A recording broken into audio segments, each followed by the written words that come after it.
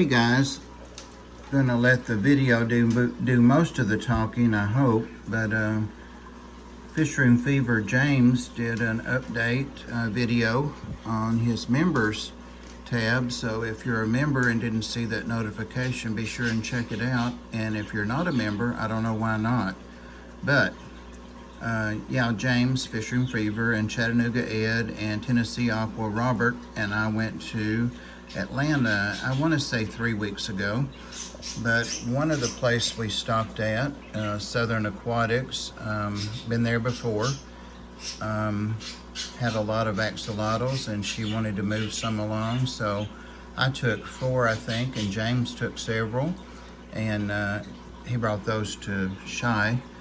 And he recently did an update on his, and that tank sits right beside my bird cage, guys, so that's what's on the side over there. It's where they splatter their bath water and stuff.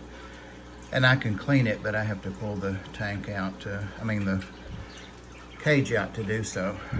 So anyway, back to these guys.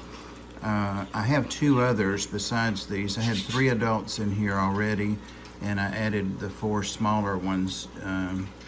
And they've done great in here. I've just dropped some pellets in. They're very versatile as to what they can eat. Just make sure it's something they can get down and make sure that it is good food. Right now they're working on some Hikari sinking carnivore pellets. Hey, little dude, that's one of my favorites of the new ones there. Love the patterning on it. I won't go into the different types of them, but I do have 4 types in here. And I also have 2 of the leucistics, which are the white with the pink gills and the black eyes. They're not albino, of course, but I have 2 of those that grew into a pair. And I've been wanting to add them to here, but just have hesitated a little bit, but they need to be in a bigger tank. But these guys all get along great. That one came with its tail chomped a little bit there. But I think most people know what axolotls are, but they're basically an amphibian. They are classified as an amphibian, and they're kind of stuck in the phase of being salamanders. They're laid as eggs in the water. Not in the air, but in the water, and you can see the little axolotl in the center, and then they have a lot of jelly around them. They're the size of peas, between a BB and a pea. It's really hard to say what they look like, but that best describes it. Actually, that pellet size there is about the diameter of an axolotl egg, and lots of people raise them. I've had the original pair I had spawn a couple of times, and I've raised them to a couple of weeks, but after that I had trouble getting them to eat all along, and of course those are different videos, so I won't get into all that. But yeah, I've just dropped some pellets in, and these guys have an awesome sense of smell. They're all but extinct in the wild, and they're very popular in the hobby, in that they are easy to care for. They're cold water, so these are room temperature.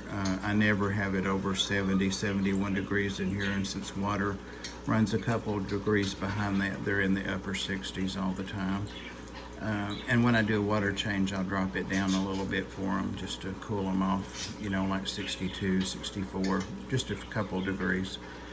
They are native to a lake that Mexico City sits on now, and most of their natural habitat has been destroyed. There were many thousands to be collected, like in a designated area, and now they are lucky if they find 1 or 2 in that same size area, modern day.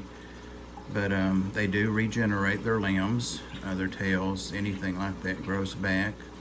And often if you have a bunch of them together in a tank, they'll mistake movement for food. They are sighted, they can see, and they learn they rely more heavily on their sense of smell, which is incredible. You'll see them, that's what they're doing. They can see the pellets, but they prefer to follow them by smell. So they were all, I keep a dark area in the back because they really don't like a lot of light.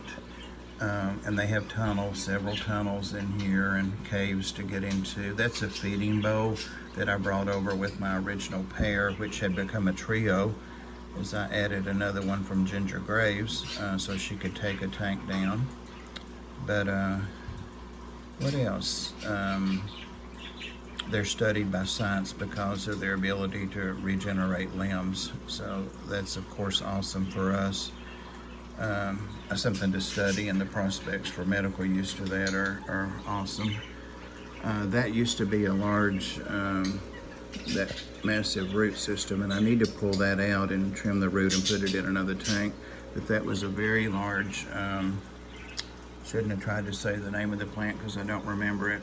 But anyway, it was a large plant, and I added 2 apple snails in here. One is up here currently. I wish we could have seen them a little better.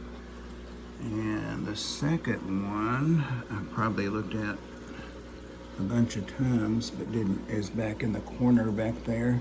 Sorry for the low light, but they don't like bright light, and I'm not gonna expose them to that. They eat the axolotl poop, and their poop is a lot easier to keep up with the snails. So it's just a matter of vacuuming it. This was vacuumed 2 days ago, so this is what it looks like after that. There must be a pellet under there. But they're just so cute to watch.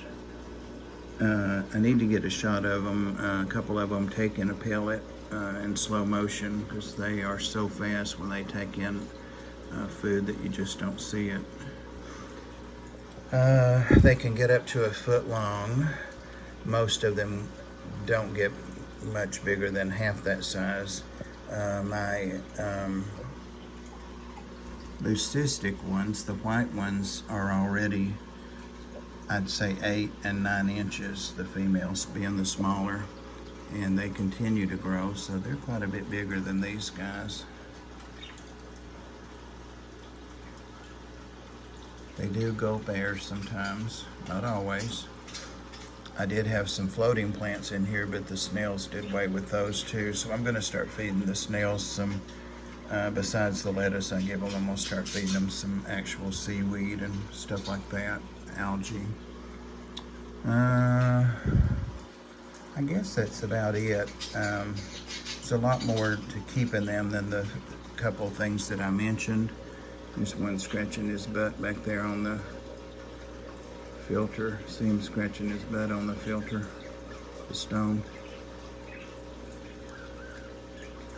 Sponge filter. There we go, scratching. Oh, and another thing, this tank is the first time that I've ever known I've had it, and it's not a bad thing, it's fine. It has planaria, and it's the white, there's one, it's the white planaria. And it's probably due to the amount of food I put in here and the amount of food that lays around. I try to vacuum it every couple of days, but I don't always. There's a couple pieces there, but they are really good about cleaning up, and then the snails, what they don't. So that's, I'm sure, where the planaria came from. And the snails I added most recently, they may have came with planaria. I didn't notice them at the LFS, but not sure what those guys are doing up there, but they are voracious eaters. So yeah, 10 minutes of rambling, but got to see a little bit of the axolotls. I'll try to be quiet, and what's really funny is I started out saying I was going to let the video do the talking for me, and I haven't taken a breath till now. Sorry for the water spots, wasn't a planned video. Just thought I would,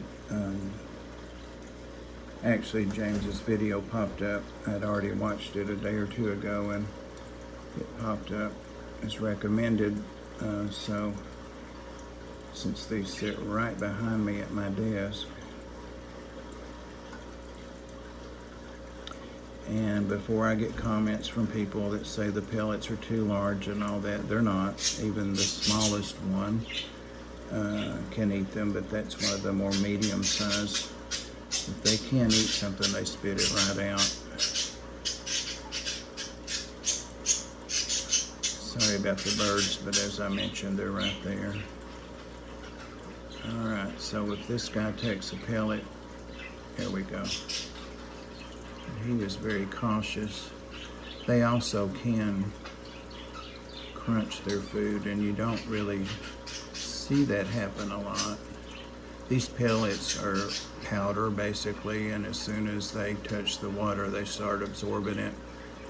That guy got one too over to the left there. I think that's my female, adult female. So see, no problem, pellet went down. Alright guys, appreciate you watching. Not a pretty tank, but they love this type of, I wouldn't call it a biotope, but an environment. Got a couple of hang-on backs. I've got 2 sponge filters, and the light's always on low. And a lot of times I go ahead and turn it off in the evening before I feed them. And actually, they don't have this much light. Let me show you. I just moved the light up to get a little more.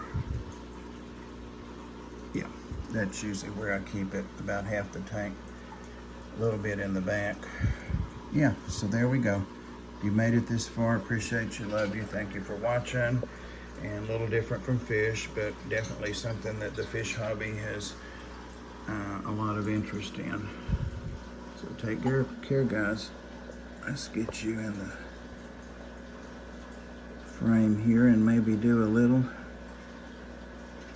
That's the one that has the little arm that's injured, and I've left it alone. It used to be twisted around when I first got it, and I've left it alone to see if it will regenerate. It can't put its, what I would call, palm down. See how the back foot does, but it can move it. So I'm leaving it alone. What would the option have been to clip it? No thank you. Thanks guys.